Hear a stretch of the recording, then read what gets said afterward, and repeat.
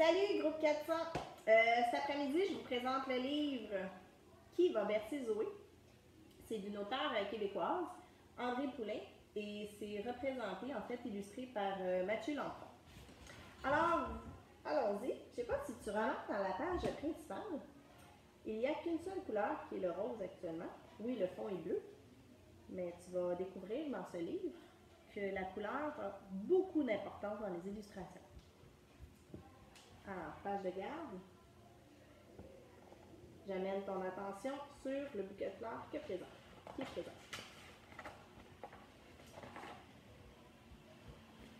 Alors, on peut voir, apercevoir une grand-mère et son bébé. Pas et son bébé, mais un bébé. Semble être dans un lit d'hôpital. Méo Lebel ne sort plus, ne parle plus, ne se lave plus, ne mange plus. La femme de Méo Lebel vient de mourir. Méo Lebel veut aussi mourir.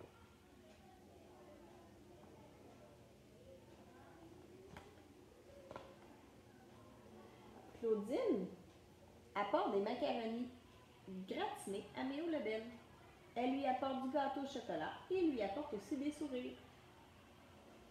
Vous pouvez voir, elle est très colorée, elle. Le jaune représente souvent la joie.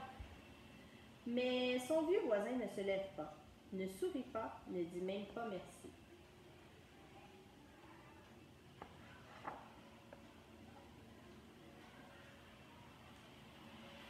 Un matin, Claudine se dit « Bon là, ça suffit !» Elle prend une voix ferme mais joyeuse. « Hé, monsieur Méo, on sort aujourd'hui. » Méo Lebel ne dit rien. Se laisse faire. Ses bras pendent, aussi mous que des guenilles.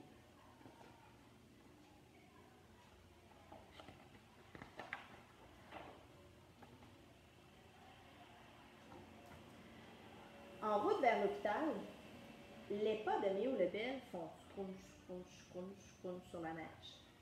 À l'hôpital, la blouse en papier fait scrouch quand Méo Lebel marche. Dans la pouponnière, un bébé pleure. Claudine s'approche de la bassinette et dit « Zoé aurait besoin d'être bercée. » Mais les infirmières sont débordées. Elles n'ont pas le temps. Zoé hurle si fort qu'une sirène d'ambulance. Claudine l'emmaillote, ça veut dire qu'elle la serre dans les couvertures, plus serrée dans sa couverture.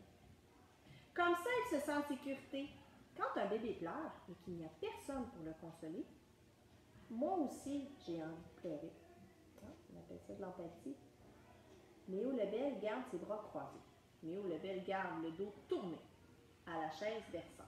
Il veut rien savoir.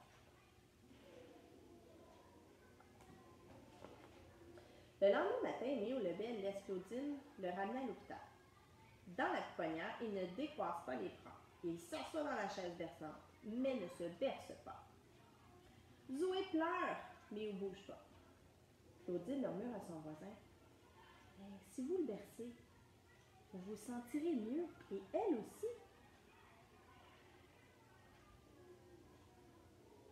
On n'oublie pas, la couleur est encore très importante. Zoé pleure encore plus fort. Méo Lebel va chercher l'infirmière. « Elle pue, dit-il. » On peut sous-entendre qu'il faut que sa couche soit changée.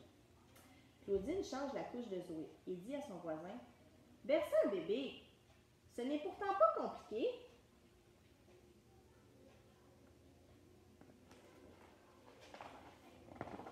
Le troisième matin, lorsque Méo Lebel arrive à la pouponnière, Zoé a de la visite. Claudine chuchote à l'oreille de son voisin. Les parents de Zoé ont été blessés dans un accident d'auto. C'est pour ça qu'elle est née trop tôt.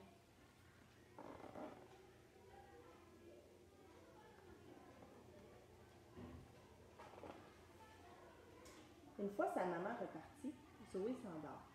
Le vieil homme regarde longuement le bébé endormi. Méo Lebel hésite, il avance de 3 pas, recule de 2. Sur la pointe des pieds, Méo Lebel finit par s'approcher.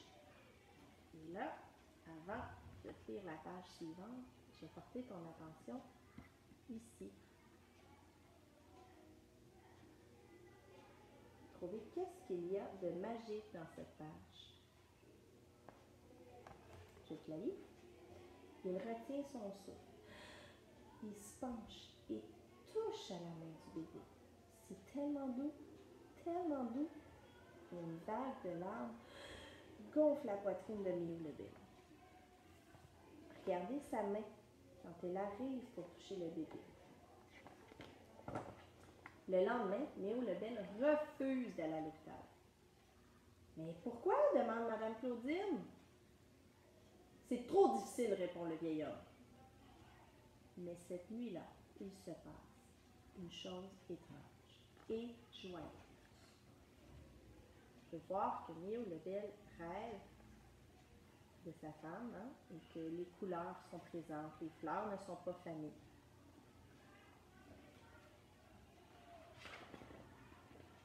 Au petit matin, Léo Lebel se réveille avec un sourire. Il mange avec appétit. Il enfile sa plus belle chemise. Il se fait beau. Puis il dit à son reflet dans le miroir, « Ben, bercer un bébé, ce n'est pas compliqué. Regarde qu'est-ce qui est arrivé dans le fond. Hein? Il a la même couleur que Claudine, jaune, la joie. »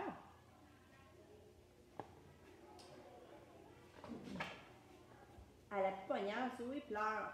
Son cœur de bébé galope comme un poney emballé. Méo le bel a peur. Son cœur de vieil homme galope comme un cheval emballé, lui aussi.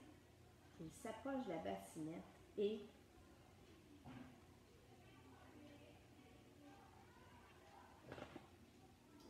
finalement, attendez pas l'image, Méo le bel prend Zoé dans les bras, dans ses bras. Petit à petit, leur peur s'évapore. Le vieil homme et le bébé sont calmés et consolés.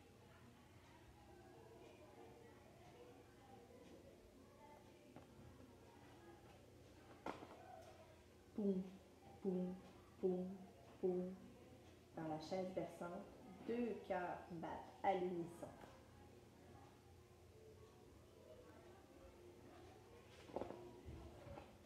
C'est la fin de l'histoire et je te montre la page de garde de la fin.